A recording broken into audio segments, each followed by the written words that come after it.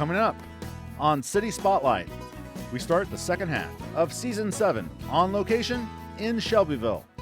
Shelbyville Mayor Jeff Johnson and Ruth Woolery, the new president of the Greater Shelbyville Chamber of Commerce, discuss the overall impact of COVID-19 on Shelbyville over the past year. Plus, an update on the latest economic development in Shelbyville. Then, we talk with Shanks, Commissioner of Public Properties in Shelbyville, about the Chautauqua Auditorium and the ongoing work to restore this 100-plus-year-old structure. We're back on location in Shelbyville, here on City Spotlight.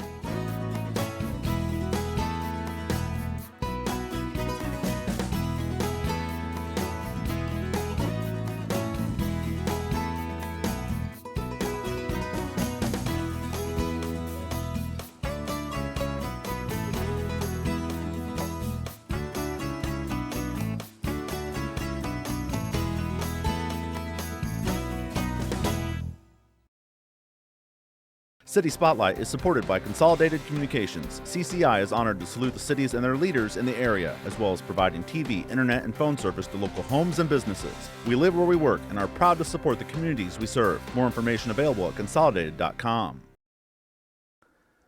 And hello and welcome to another edition of City Spotlight. And we are on location, traveled through the snow to find ourselves in Shelbyville here in Season 7. And we have with us today, we welcome back to the program, the Mayor of Shelbyville, Jeff Johnson. Jeff, pleasure to have you on again.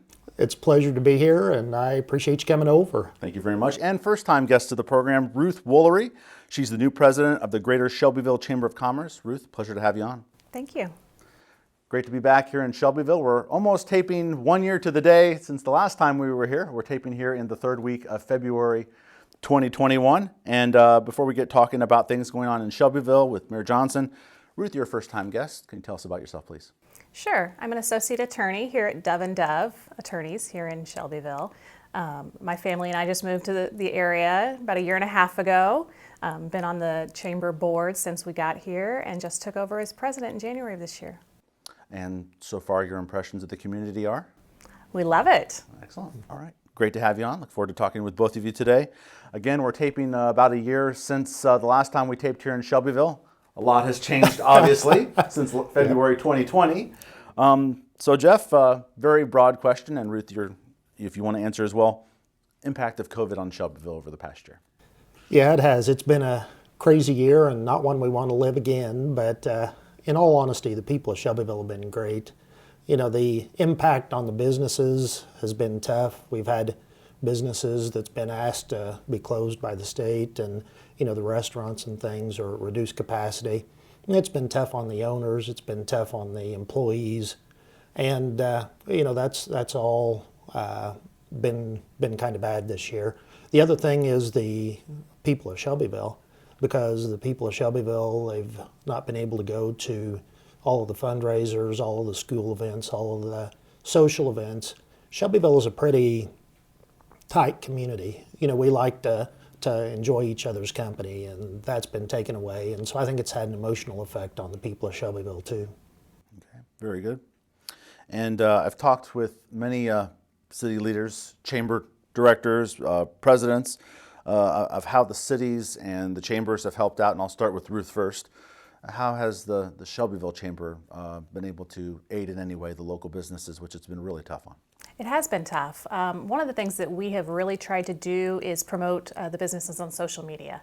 That's a way that everybody in their homes can still connect to their local businesses, and we can direct them to those individual businesses as well. So that's really kind of been our focus, is just to let people know they're still there, they're still open, they're still there to provide for the city.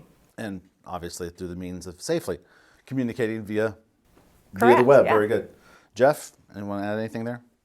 We want to work with the chamber and with everybody, all of the businesses in town. We've done some things last year to where some of the fees, like the liquor fees, that we gave the businesses an opportunity to postpone the payment of those.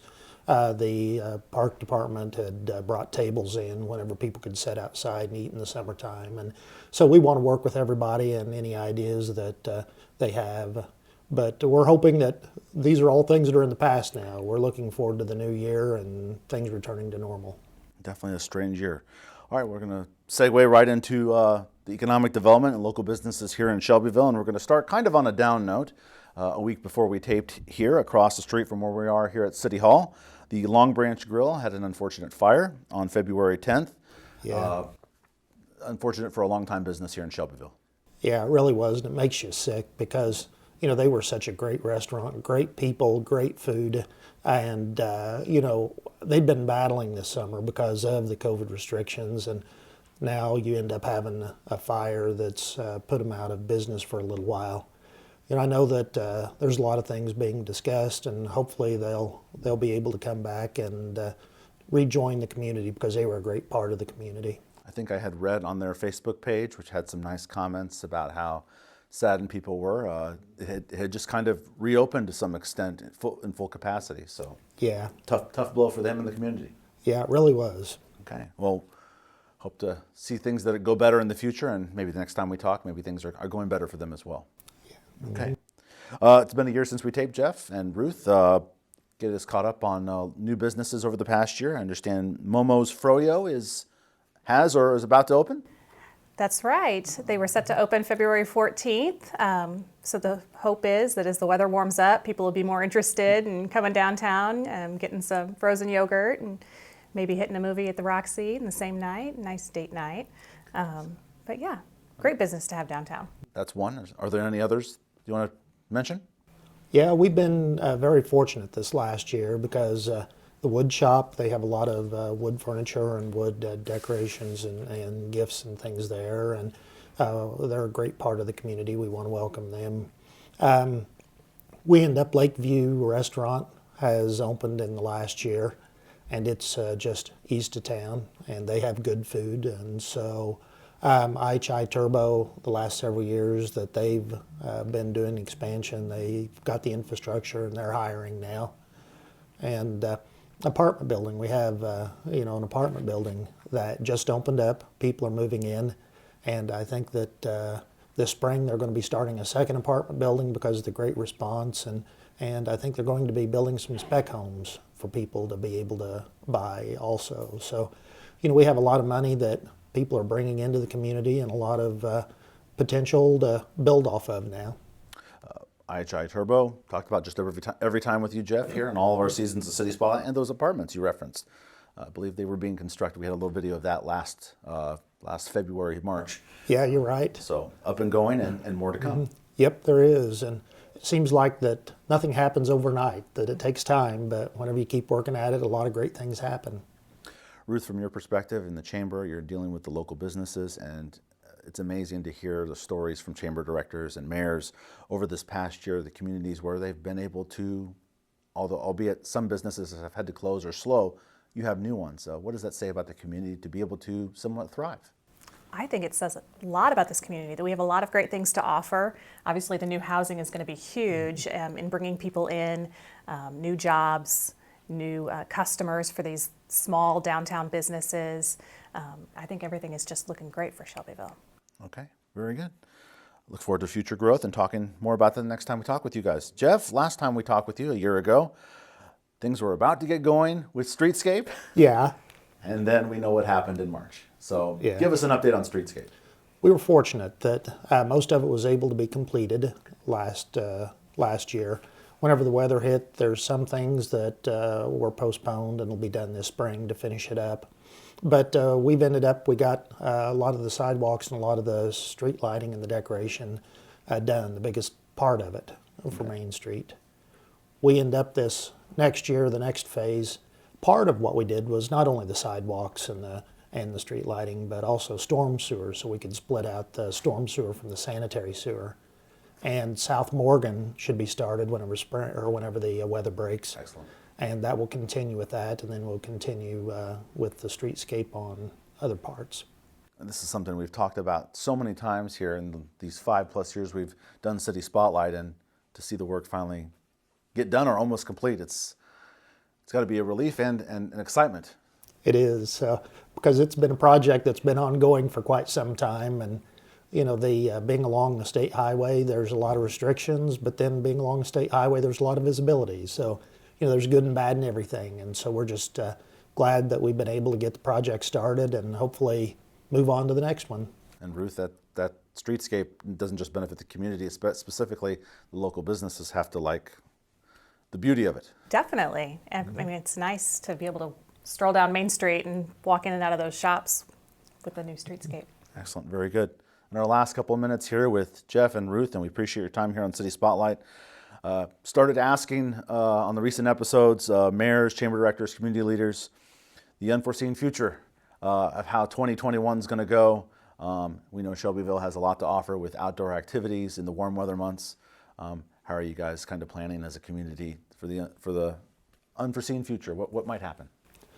I'm looking forward to this year. I know that last year, because of a lot of people having other vacation plans that maybe got changed, that the visitation of the lake was very strong, and that those people, that they would come in and where we could be open, they were buying things, and so we had a good year last year. And I think this year, you're starting to get the vaccines out there, you're starting to get people more comfortable, and I'm looking forward to this year returning to normal. Ruth, anything else you want to add there? I'm actually really excited for this year. I know that having the lake is actually a great opportunity for us here because we can move a lot of our events outside. Right. So for the chamber, for example, we usually have our annual meeting in March. We've pushed that back to June so that we can have it outside at the lake. Ready to move forward with fireworks on the 4th of July. Right. I mean, I think the lake is just a great opportunity for this community. I know a lot of fireworks. Nice mention there on the fireworks, because I know a lot of communities had to either postpone or cancel completely. I brought my family over and we enjoyed the fireworks over the lake. I know we've talked about it, but I saw it for the first time and wow, had a great time. I'm glad you enjoyed it because it's a perfect setting.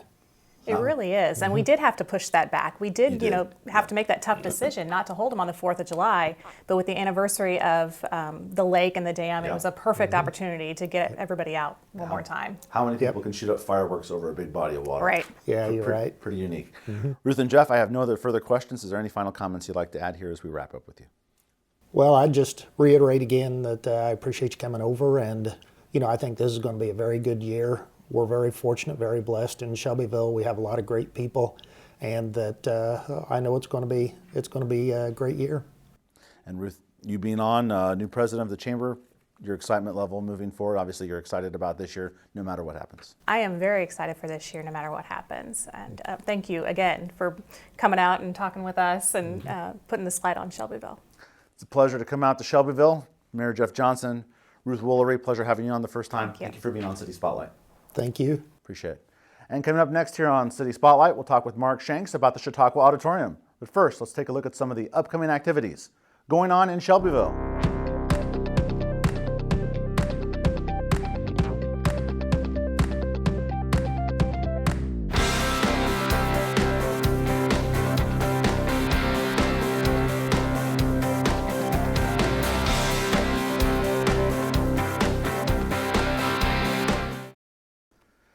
And we're back here on City Spotlight, this new on-location episode on Shelbyville here in Season 7. We welcome back to the program a familiar guest to the program, Mark Shanks. He's the Commissioner of Public Properties here in Shelbyville. Mark, great to have you on again. Great to be here again. Last had Mark on all the way back in Season 2, back about end of 2015. So glad to have you back on, Mark. And we're going to talk specifically about the Chautauqua Auditorium over there at Forest Park. And Mark, a brief reminder to our audience, a little history about the Chautauqua. Okay, the Chautauqua building was built in 1903. It's been the centerpiece of our park for 117 plus years now.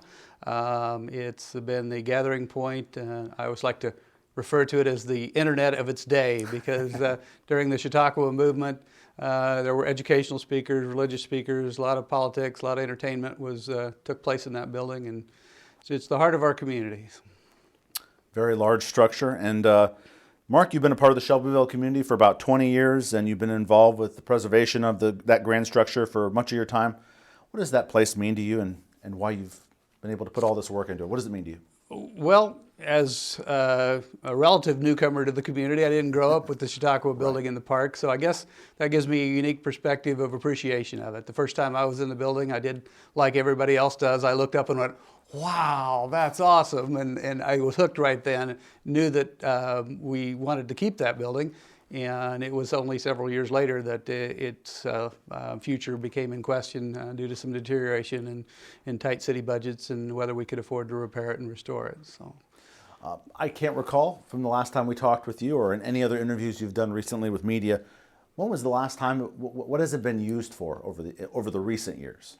Well, it's a kind of long and complicated story, but for many years it kind of fell into disrepair and was used less and less. It was still used occasionally, but not to its full potential. And then my group started preservation work on it, and we were raising money locally and working with the city council to try to preserve it. And we did some work to bring it back up to usability. We replaced the windows in it. We did some painting. We had done some of the structural repairs that needed done. So we started using it again, and some members of our committee were scheduling events and activities in there. We had some musical performances. We had some vendor fairs. We were trying to bring it back up. And then that's when we ran into some major structural problems that had to be addressed. And so we stopped using the building a few years back so that we could address those. Probably answered my next question. I probably jumped over my next question, but we had you on about 5-6 years ago, and what recent work has been done on the structure, and have you had any obstacles along the way? Yeah, we've had a lot of obstacles. Obviously, with an old building and not knowing its condition, the building is very unique. It's so unique that it was patented by the bridge builder that built it. Just to give you a little history, he had built a lot of bridges and knew how to build trusses, and he got the idea that if I built trusses in a circular array, then I could have a large building with the ceiling suspended with no obstacles, no columns, no supports in the middle to block the view of the stage. So he built 3 of these. This is the largest one and the only one left of its kind, and it's patented design. So it's a very unique structure. With that comes the complications of when you start to have deterioration in an old structure, you have to find somebody that's an expert that can repair a building like that and do it properly. We did some stabilization procedures early on, thought we had addressed the concerns, but because unfortunately there hadn't been a roof put on it for a long time, the roof had leaked, and that started to cause deterioration of the major trusses and where they join with the columns that support the building. So that's what we're addressing now. The good news is the subject came up for debate. The city council addressed it. Right. There was a concern that we needed to have the public input, so we had a referendum, and we asked the public if we should spend up to $800,000 to repair the building. We had an overwhelmingly positive response. It passed over 60%, and so we felt like that was the justification we needed to use the city funds to go ahead and restore the building. So that's what process is going on right now. We're actually repairing. We've replaced 7 of the 8 damaged trusses. There's 20 trusses around the building. The rest of them are okay and don't need repair. So the next step will be to put a roof on the building. Okay. Again, my next question. We're in sync here, talking about the Chautauqua Auditorium at Forest Park in Shelbyville. So the referendum passes. That kind of, I guess, answers one of my questions: is what can the community do to help? Well, the referendum passed. So what is the next step for the Chautauqua, and what are you looking at working on here in this year? Okay. Well, we're still completing the repairs. It's going to take a few more months. The crews aren't working these last couple of weeks due to the cold weather, but they've been working through the winter. We anticipate in the next month or so they will start the roof on the building. We're going to put a metal standing seam roof on it. It'll be a kind of a bronze color that'll look authentic to the building, so it'll help with the overall look of the appearance of the building. But we hope to open the building by about May, and we hope to have it as a venue. We hope to use the building. We heard loudly from the public that if we're going to save the building, we've got to use the building. And yes, we understand that. We hear that loud and clear. We're working on putting together a management committee to sort of oversee the building, to schedule events and activities. We've already got some interest in wedding receptions and things like that. And we are going to dress the building up interior. We're going to put some new lights and some things to make it a nicer appearance for those types of activities. We are still also hoping for support from the public. We've got some projects like a new stage curtain and some improvements that we want to do internally that the money that the city is putting forth is not going to go towards. So people can still help out, support the building.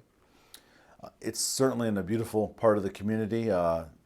Forest Park is a big park. It's got all kinds of outdoor places for people to be. You got the pool, and you just can't miss the Chautauqua. And I can imagine part of what you probably want for the future is for it to come back and become what it once was. Maybe Back to the Future is there you go.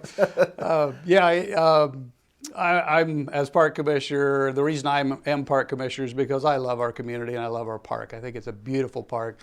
We've seen a lot of good things happen lately. Unfortunately, with the COVID thing, we didn't get to have the pool open last year, but we hope to have the pool open this year. We've got a new pump track. We've got new bike trails facilities. We've got some other things that are on the horizon that are going to be really nice additions to the park too. So I'm very positive about our community. I think we've got a great community here. For this structure to be able, the Chautauqua to be able to stand for, you said 1903, so my math is correct, almost 120 years it's been sitting there in Forest Park. What would you like it to be for this community moving forward, assuming everything gets done that you need to get done with the fixing up? We want to bring it back to being a venue for entertainment and activities. We want it to be a place where people can hold weddings and rehearsals and receptions and things like that, musical performances. We've had a lot of great names over the years on that stage, and we want to continue that tradition and make it. People are coming back to the small town atmosphere and identity. They want to see those things happen in their community. So I think we've got a great future with the building. And back in the day, Chautauquas were not like they were everywhere. So Shelbyville had one. Yeah, it was unique. We actually had two Chautauquas in the area, and it was the competition between the two that created that grand structure. The Shelbyville group said, if we build this grand building, they'll come here instead, and it worked. So. Well, continued success on building the Chautauqua back up, and hopefully becomes the venue that it can be. I could only imagine you could have a lot of really cool music acts and stuff on that stage, which I've fortunately been able to see from the inside, so hope for the best on that. Thank you. We're hoping to have a sort of a grand reopening at some point, and we'll definitely have you back for that. Excellent. So you're a commissioner here in the city of Shelbyville, involved with the parks. What can you tell us about the future for the rest of the year, the warm weather months, the hope to be able to have most, if not all, of the park open, albeit within reason of everything that's going on around us?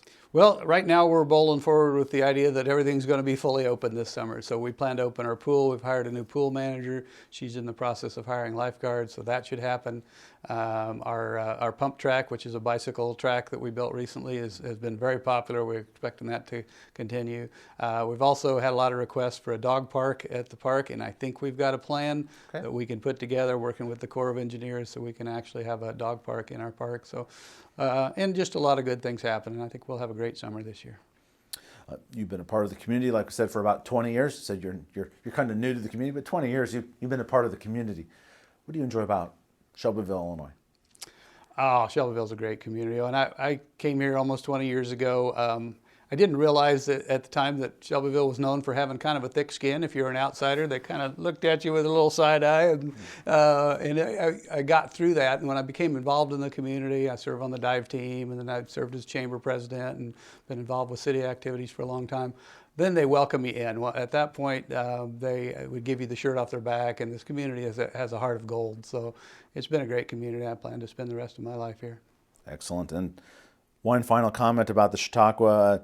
You put a lot of man hours into it. I guess one last pitch to the community why they should support something like that structure there in Forest Park.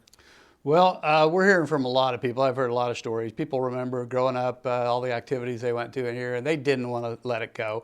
Obviously, it was a lot of money to save it, and we understand that. We're working together to try to minimize that. But we think it's going to pay a big portion of its way, at least going forward.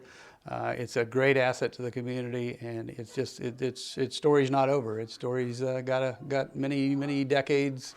We may get another century out of that building. So. Maybe another 120 years out of it. That'd be wonderful.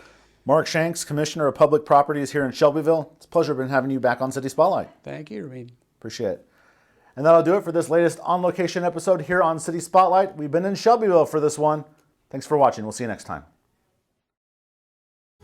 Thank you for tuning in to City Spotlight. You can check out past episodes, including the one you're watching right now, on YouTube.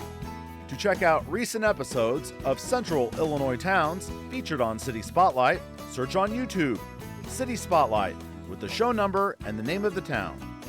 Listed on your screen are the last 5 episodes of City Spotlight.